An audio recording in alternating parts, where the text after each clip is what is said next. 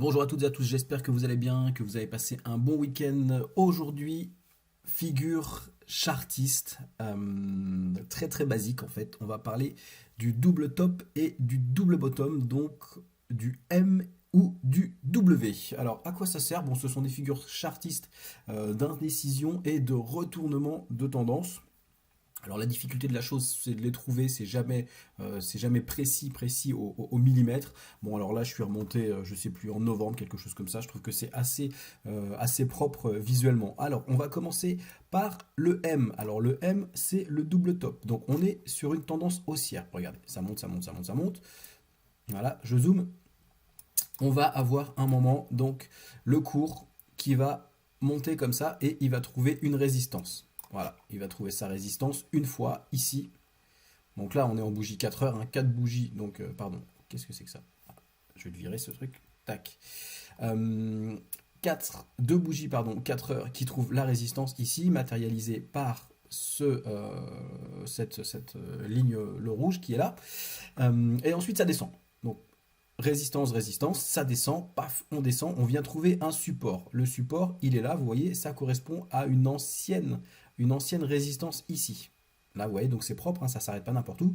Le support fait le job, ça rebondit, on retrouve ici, bon, à peu près là, si vous voulez, là, la résistance hein, qui est là. Alors, il y a des petits excès.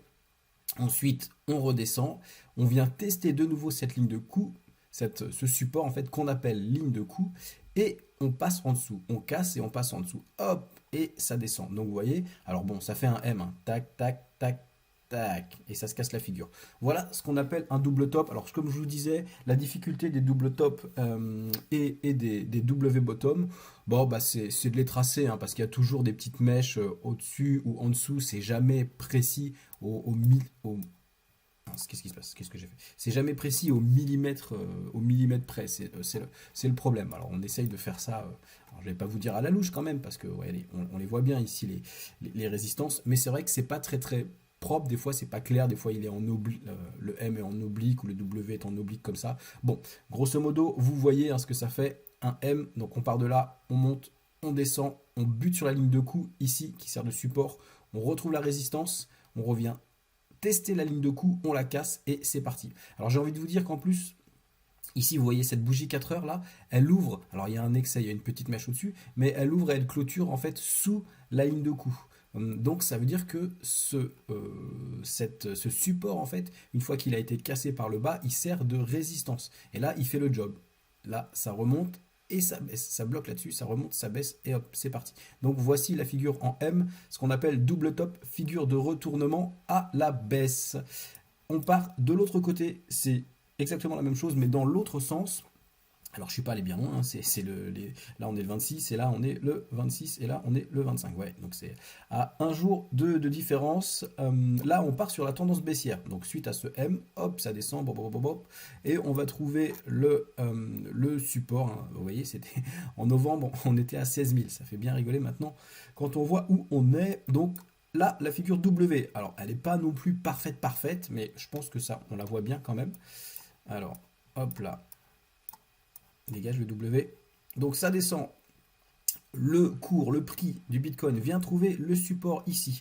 Donc toujours pareil, un bouger 4 heures, donc ça bloque, ça bloque, ça bloque, ça bloque, ça bloque en bas. Bon, alors je vous ai mis un petit support ici. Allez, on va le mettre comme ça, si vous voulez. Tac, je zoome.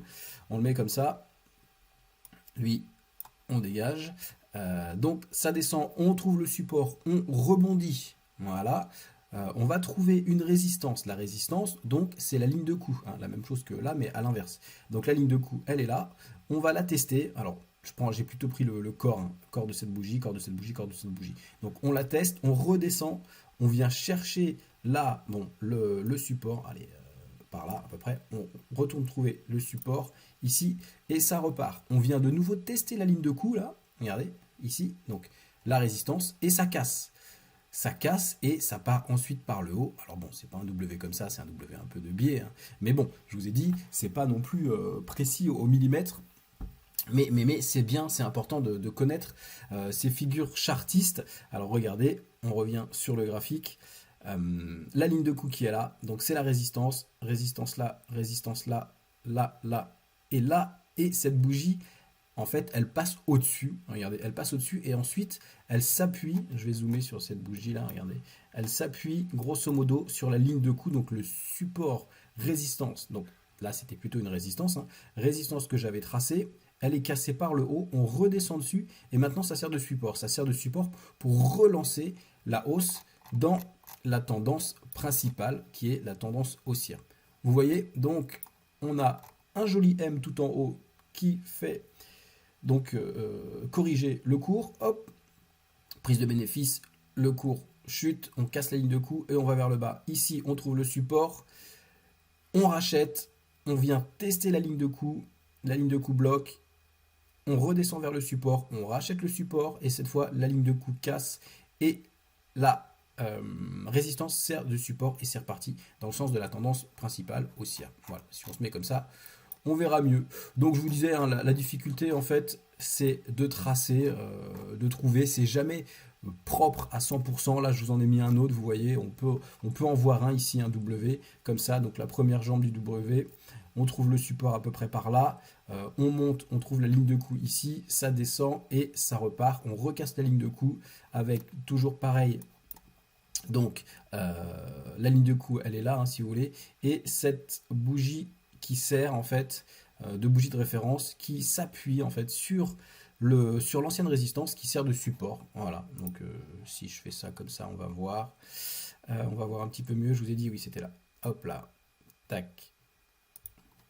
Voilà, donc comme c'est un support, je vous le mets en vert. Donc vous voyez, en une sorte de W encore là, première jambe de W, ça descend, on trouve le support, on vient chercher la ligne de coup, on teste une première fois, ça ne passe pas, on redescend vers le support qui est là, on rachète le support, c'est parti, on teste de nouveau la ligne de coup, ça casse et ça repart vers le haut et cette bougie là, en fait, elle s'appuie sur la ligne de coup, donc l'ancienne résistance devient support et c'est parti pour remonter.